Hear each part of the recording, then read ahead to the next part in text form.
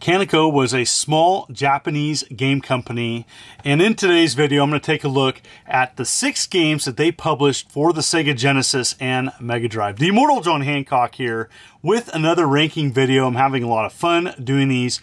I have done over 20 of these, and the link is below if you want to watch those videos. I'm having a lot of fun doing these on my channel. Kaneko is kind of a mixed bag. Get it? Mixed bag? Haha. Even though Kaneko released only half a dozen of games on the Sega Genesis, there was a few gems, and in today's video I'm going to let you know what I think of their releases, as well as talk about an unreleased game that's complete, and I'm going to include that with the ranking. So here we go. First up is Air. Now Air is an arcade port from Kaneko. I actually had a lot of experience playing the TurboGrafx version. The TurboGrafx version is actually pretty good, and I really like what they did with that. And so, but going back to Air for the Sega Genesis, and you know, it was a good arcade port. Some say, comparing it to the TurboGrafx version in arcade, it's pretty close. There's some slight subtle differences. It is a 2-player horizontal shooter, and I love myself some classic shooters. I think this one is solid. It has really good graphics. The gameplay is fast and fluid. I love that you can hold down the B button and have turbo. There's a flash option in which you can kill smaller enemies on the screen. The power-ups are kind of cool. You take out these canisters and you have to quickly choose which power-ups you're going to go with. Some power-ups are better than others. Overall, I like Air on the Sega Genesis. I think I would choose other horizontal shooters over it, but that doesn't mean it's a bad game whatsoever. I do believe it's above average, and I'm going to give it a solid B. You can't go wrong with it. Kind of cool that they had a glove that they were offering on the back of this too. Never got the glove, but man, that's kind of cool too. Oh boy. The 90s were full of video games that were advertising specific brands, and the Sega Genesis had its fill. And believe it or not, there's actually 2 Chester Cheetah video games for the Sega Genesis. And the first one, Too Cool to Fool, is not a great game whatsoever. I have to say, I do like the colorful graphics of this game, and that's about where it stops. The control is way too slow. You are going through one of 5 levels, collecting various parts for your motorcycle that you ordered in a catalog. And so I didn't enjoy playing this game. I thought the control was sloppy, and it just isn't that fun. I don't know what it's trying to be. Is it trying to be a kid's game? I think if I was a kid playing this, I'd be too frustrated.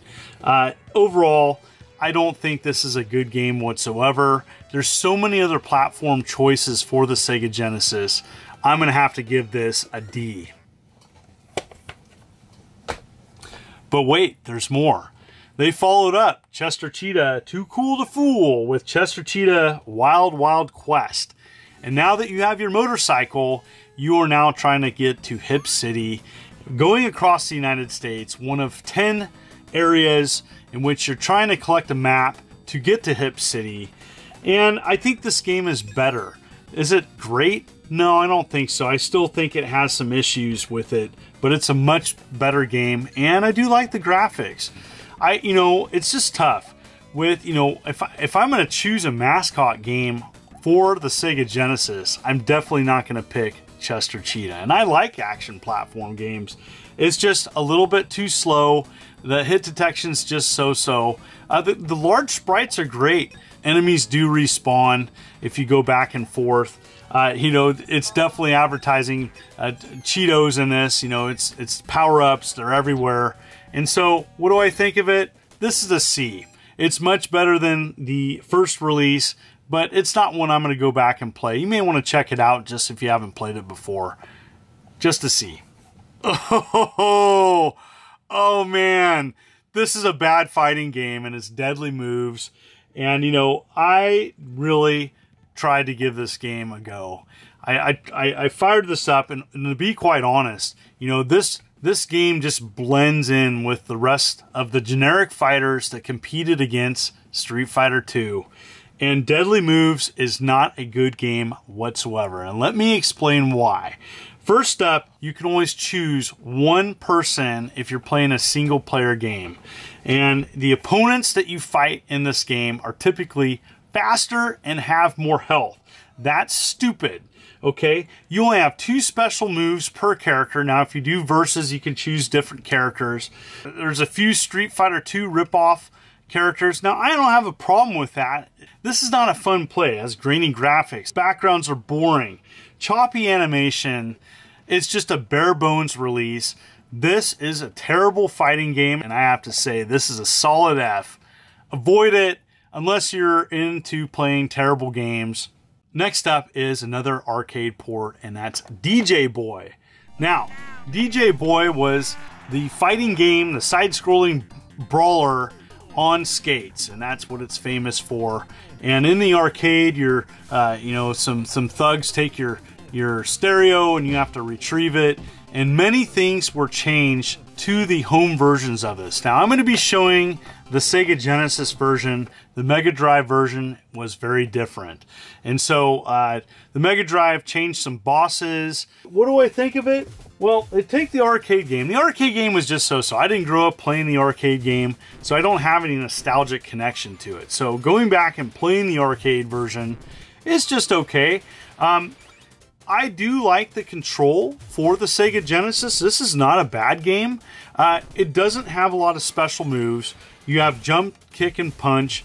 And it is fast and fluid. I do like that about that. I think the graphics are decent, especially for an early brawler for the Sega Genesis. But is it one I'm going to go back and play? Probably not. It is fairly challenging. Now, while you can get extra lives as you progress in this game, it is very challenging. You have 1 life, and you can get extra health bars.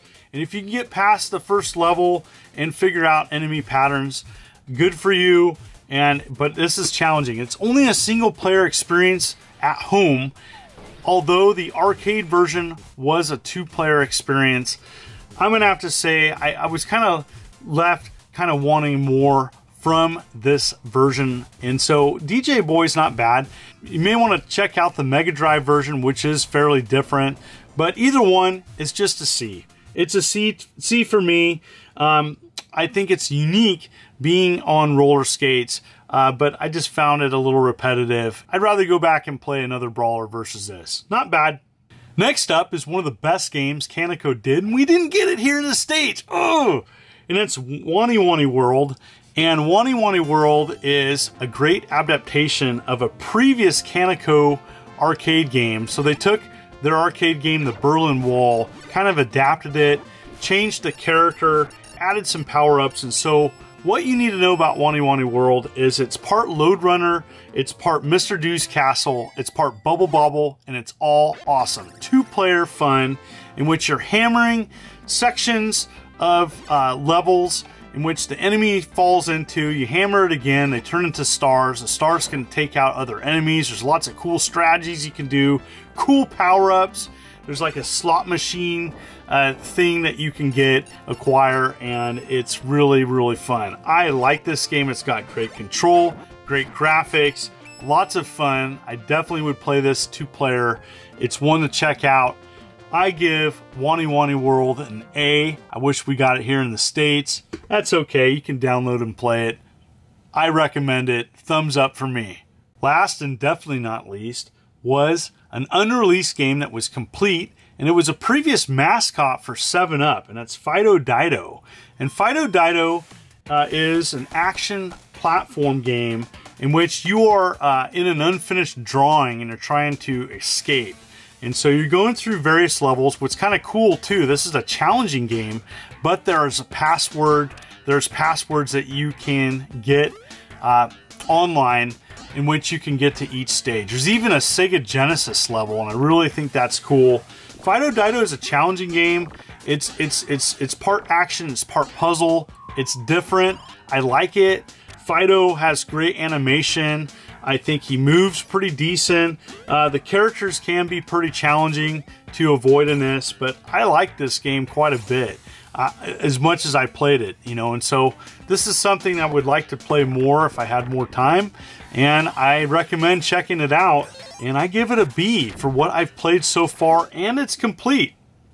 So here are the rankings of all 7 games, 6 released and 1 prototype. So what did you think? What did you think of my rankings? Comment below, and as always, thank you for watching my channel. If you like what you see, if you like the content of what I provide, consider hitting that like and subscribe button and clicking the bell as I'm uploading videos every week. You folks are wonderful and beautiful. This is the Immortal John Hancock. Thank you for watching, and have a great day.